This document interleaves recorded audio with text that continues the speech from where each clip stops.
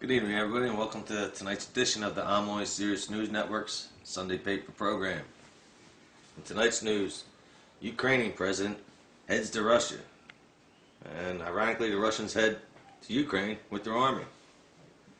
Pope Francis is feeling ill. Wonder if it has anything to do with Benedict's cooking. Lay off the eggs. Bitcoin's now worth less than Mallow Cup coins after a big heist. And winter won't leave as Pennsylvanians start to hunt down the groundhog. Finally, Colorado is reeking of profits from their weed. Yes. These stories and Smarmy's Eye on the World, Dave Ron Morrow's Mystic Minute, and Darren Martinez will review some films for us tonight from the late, great Harold Ramis. These stories and more tonight on the I'm Only Serious News Network's Sunday paper program. It's the I'm Only Serious News Network with Dan Mahan, John Smarmy, Dave Morrow,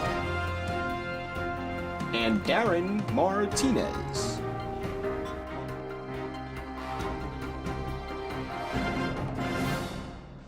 In international news, folks, the Ukrainians have gone crazy on the world. After expelling their president, he turned up, where else? Next door in Russia. Of course, those of you who watch iOS News out there, remember we reported on that last week when we had our reporters see him at the Sochi Games, which was also in Russia. Of course, since he wasn't allowed to go home, he ended up moving in with Putin himself. And about the same time, the Russians started turning up in the Ukraine. Go figure. As Vlad the Glad from the Sochi Games has now become Vlad the Mad of the Ukraine Games. Thousands of undercover Russian troops invaded the southern area of Ukraine, known as the Crimea, that former Russian dictator Nikolai Khrushchev actually gave to the Ukraine on one drunken evening in 1954. Even the Pope has called for peace and stability in the region. Which one, we're not sure of. Ukrainian presidential hopeful and former heavyweight champion of the world, Vitaly Klitschko, has challenged Putin to a winner-take-all brawl for the Crimea region. When President Obama called Putin to tell him he must return the land, all he could hear was Putin in the background making Indian sounds. Ooh, and pretty much telling him, stay out of our business. Of course, the president then gave him the old "I'm rubber, you're glue" routine before hanging up on him, forcibly hanging up. Even German Chancellor Angela Merkel was frustrated during her call to Putin when all he kept saying to her was, "Show me your puppies. Show me your puppies." Cracker, please. But speaking of the popes, Pope Benedict, the older of the two popes, has been appearing more and more in public. After retirement, he said the world shall never see him again. Most recently, he was showed up in the Vatican ceremony installing new cardinals. Who knew when we picked Benedict that he'd actually live up to it? Yes. Frontline actually recently reported that he may have been pushed aside due to his handling of the priest abuse scandal. And now there's there's reports that Pope Francis is ill and feeling sick. Sounds like somebody wants a return engagement. Now, I know what people think. What about the good priest? Well, as for the good priest, folks, if your fraternity has somebody in there that's a pedophile and all you want to do is hide them away, there's nothing good about you either. Cracker, please. Kick them out. Then we'll talk. The Bitcoin, the latest craze of internet currency, has now been devalued below the Mallow Cup coin of the 70s and 80s candy fame. Yes. After Mt. Gox, Bitcoin, one of the largest traders of Bitcoin, they should have probably went with Fort Gox, you know what I mean? Cracker, please. But Mt. Gox was hacked into and lost over $500 million worth of Bitcoin. Yeah, what a good idea. And in lighter news now, the Special Olympics are ready to get underway in Sochi. However, the home country, Russia, won't have any athletes competing because, according to Putin, They don't have anybody who's handicapped or gay in the whole country. Ain't he lucky? In national news, the nation continues to dig out of its winter season.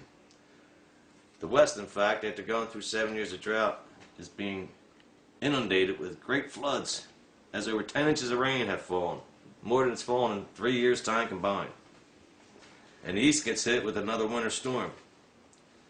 Now, folks, I don't want to have to tell you if you haven't experienced yourself, but be careful out there with them potholes along the eastern seaboard.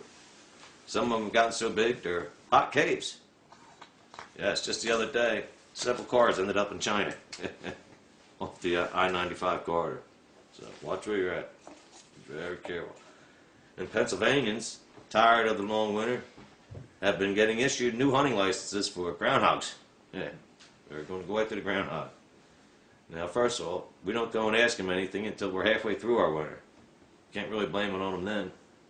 Besides that, how do we know what he's saying is being interpreted the right way by the groundhogese guy? Right? Cracker, please. Leave the poor peb alone. And, of course, Colorado and Washington, the two states in the United States that have legalized marijuana, have set new tax sales records for the sales of such product. And not to be underdone, the Girl Scouts have had record sales in both states this year. Yeah. In fact, the city of Denver has bought more Girl Scout cookies than the whole of Texas. Denver alone. But you didn't know that, did you? But for more on our world news and other news of the nation, our very own John Smarmy's Eye on the World. Smarmy. Thanks, Dan. Hey, folks. Smarmy here. Just going to go over a few things. I've been working overtime. But overtime means sleeping. Still getting over a cold. That's the best way to get out of a cold. Anyways, Robin Thicke and his wife split. So as to say, it all started with Miley. Miley Cyrus ruined that marriage, but I don't blame her. He became a sex symbol, and she couldn't handle it. You grind on one teenage girl's ass, and look what happens. Ted Bundy had the right idea. Ted Bundy had the right idea. Wait, hold on a sec. I apologize. I'm not supposed to say that. Sorry. Anyways, what else is going on? Katy Perry stirs controversy with her Dark Horse video for offended Muslims. Apparently, a pendant worn by a suitor spelled out Allah. What are these dirty sand monkeys watching American videos anyway on YouTube? Take those veils you people use, and when you cover your face, and cover your eyes as well. Stop watching American television, and wear some deodorant. And for God's sakes, give your female back their clitorises. I'm not supposed to say that either. I apologize. Scientists can now predict a death test where they can detect if healthy people will die from a medical condition in 5 years. You can be a health nut and still die for medical reasons. Which is why I went to Hooters the other day and tried some deep fried pickles. Has anybody tried this? Fantastic. Lots of salt. I'm dying. But so what? At least I'm not wasting all my time eating all this healthy food. And yes, I can say that. That was not dirty. That was kind of clean. And finally, LeBron James was forced to change his mask color to clear. It was distracted his opponents. The ref said, "You look like a superhero." They wanted to wear a clear mask, so they pretty much wanted to go in whiteface. That could pass too, I can say that. But Dan, what else are you going to say on the show? That's what I want to know. John Smarmy, Bully Serious News. Thank you, Smarmy. Good report. Locally, a woman was arrested this week after being caught robbing the same bank in Cheltenham for the second time. The woman told the teller, "Give me all 10s and 20s, and keep your hands where I can see them," which was her downfall because the teller then had to try and retrieve the money with her teeth, thus setting off the alarms of her fellow co-workers.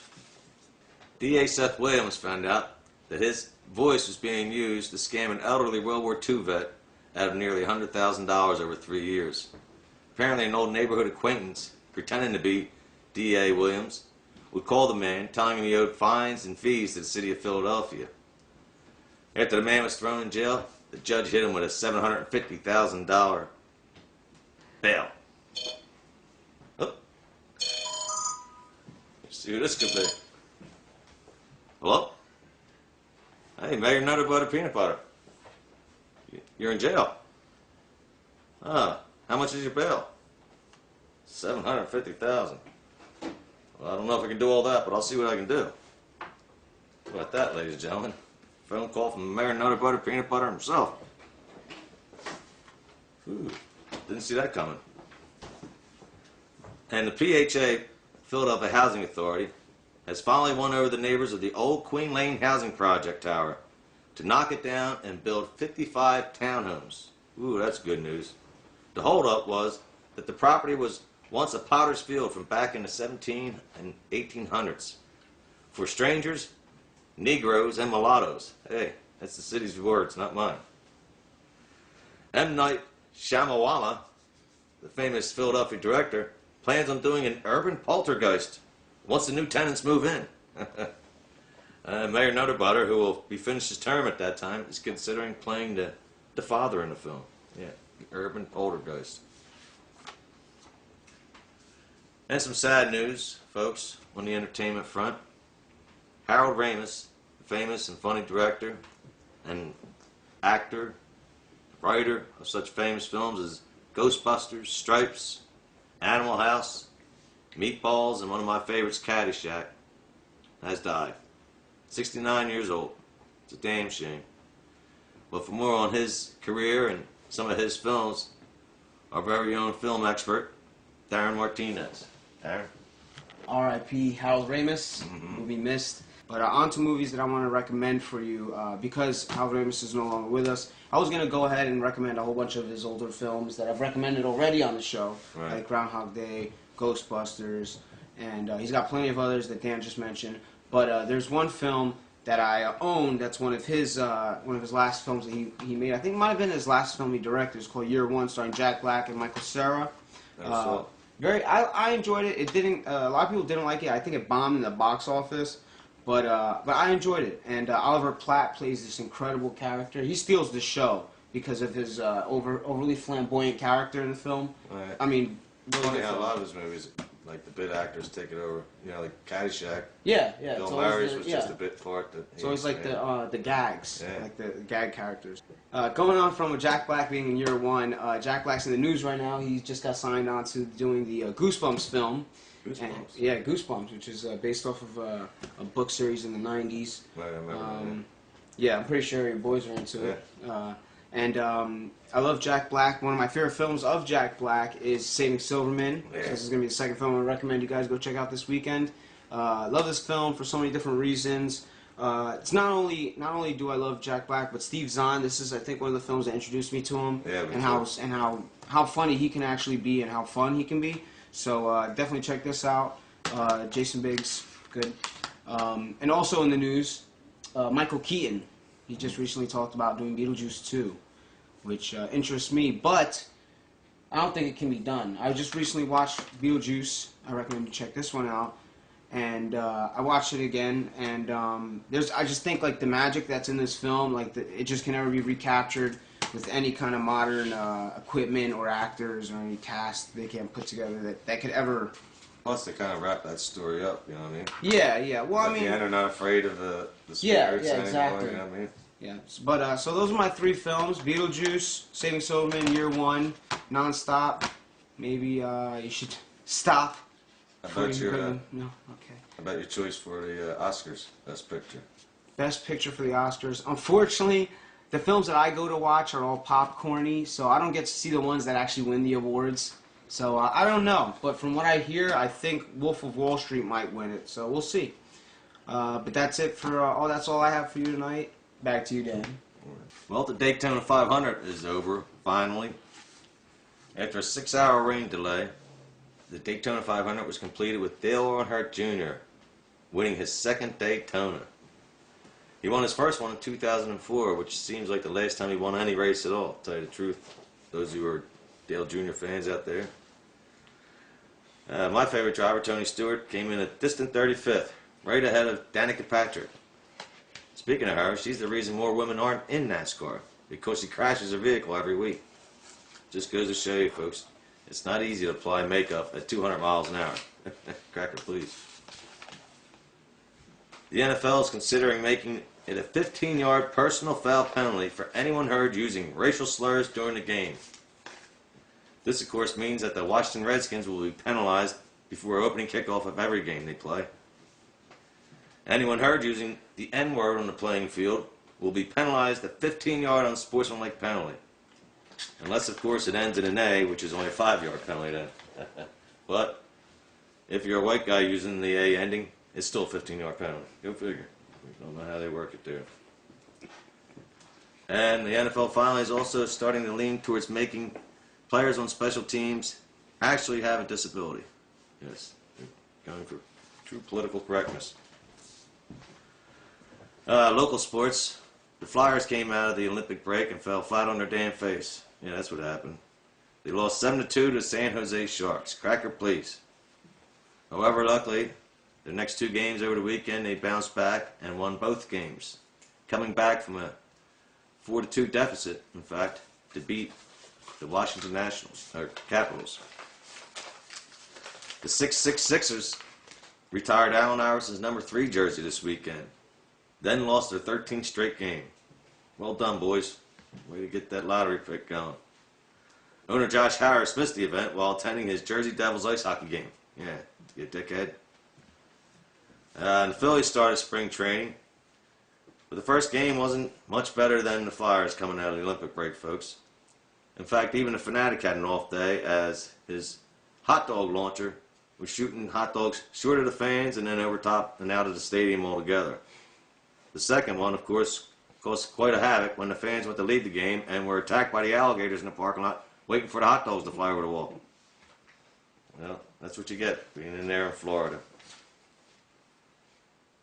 And finally, the Phillies' recently retired player Roy Halladay was an assistant coach and an instructor at this year's spring training. Now, if you remember, just last year, he got his shoulder surgically repaired, and his doctor said he'd be like he was 3 years ago, which tells us he should have retired 3 years ago, because he never made it back. And finally for tonight, folks, we have for you Dave Ron Morrow and his Mystic Minutes. Dave? Yes, thank you, Dan. Welcome once again to the Mystic Minute. I am your host, Dave Morrow, Dave Ron Morrow, and paranormal investigative journalist, black belt in psychic jiu-jitsu, and unpublished author extraordinaire. Some of you may remember from last week's segment, Pierre LaPierre issued a challenge to me for a psychic jiu-jitsu bout to take place during the Sochi Olympics, but sabotaged my transportation to said event. Well, now it appears that Pierre LaPierre has declared himself the world champion in psychic jiu-jitsu because of my unofficial backing out of the event, and so has set forth a tournament to determine who will continue to maintain this title. This is the first such event in the history of psychic jiu-jitsu. Practitioners have mainly led more hermit-type lives, rarely interacting with one another. Most psychic jiu-jitsu bouts end, of course, in death. So, it would seem that Pierre LaPierre has a little kumite he wants to challenge me to. Let me tell you something, Pierre. I've been fighting in death matches since you were a little boy. All right? You wouldn't survive 10 minutes in a true German kickboxing bout. If you want to issue this little fight to the death, this mortal, well, you can't use that title for legal reasons.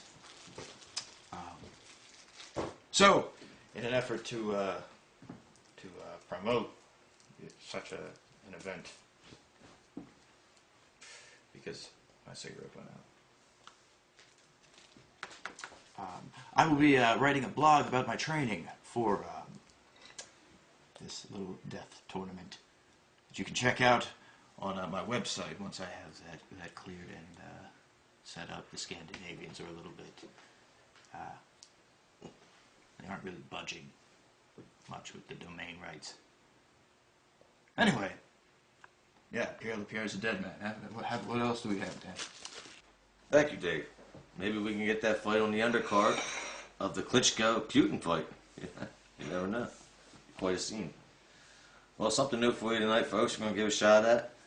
It's our own little segment we're going to call Crossing the Line, or Cross Lines, where we'll get opposing points of view, both racially, culturally, politically, what have you.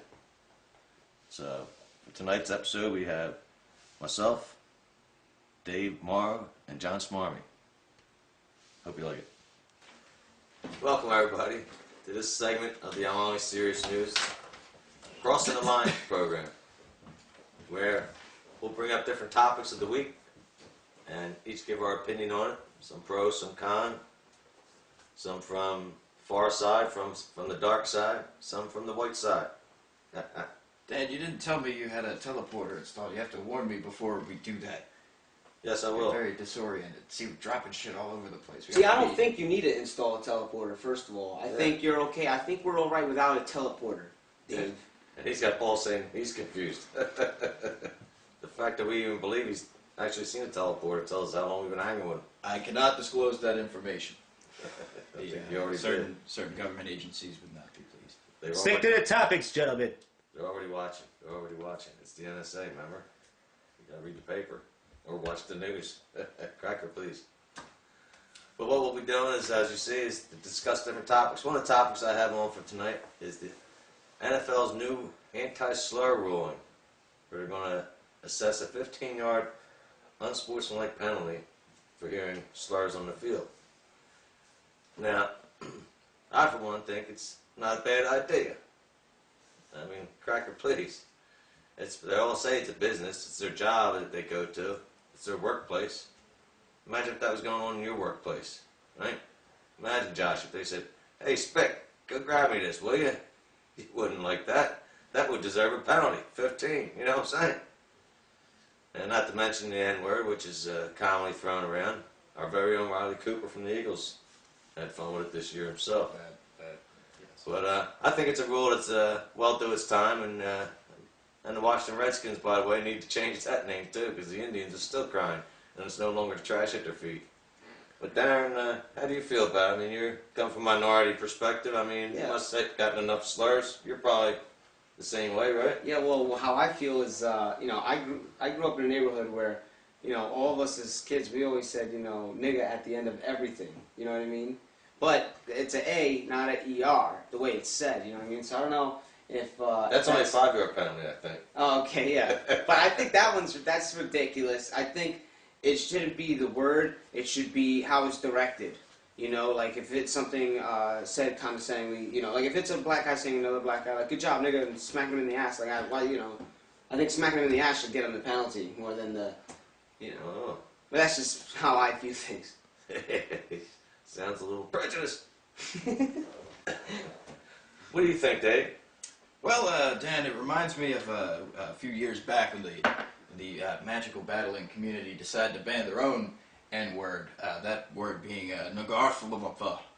If you say that 3 times and then write it backwards once in the blood from your fingertip, it opens a portal through 5th dimensional space, allows a certain psychic demon to leech on your opponent. It's just not fair in a gentlemanly duel to bring in such hate and unpleasantness.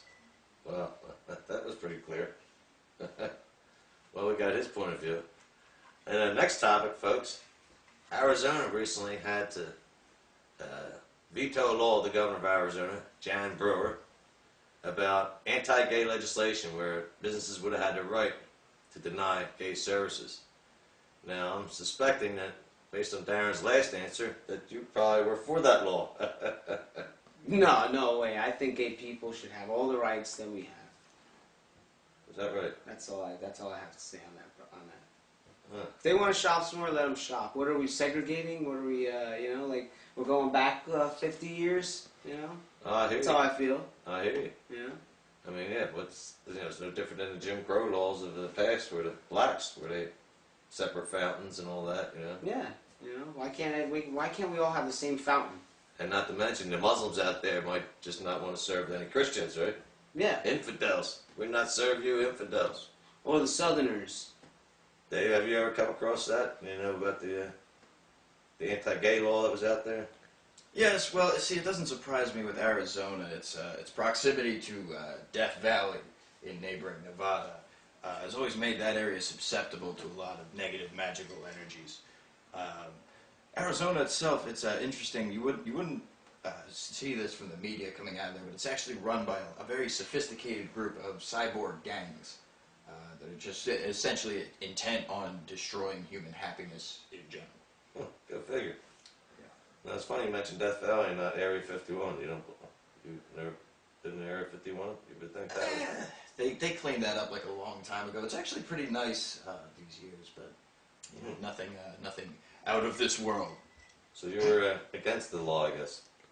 Yes. I am against it. Now I understand their next law they have up is what they're calling the Jobs Bill, and they're basically just denying the Emancipation Proclamation. They want to go back to slavery. I'm always serious.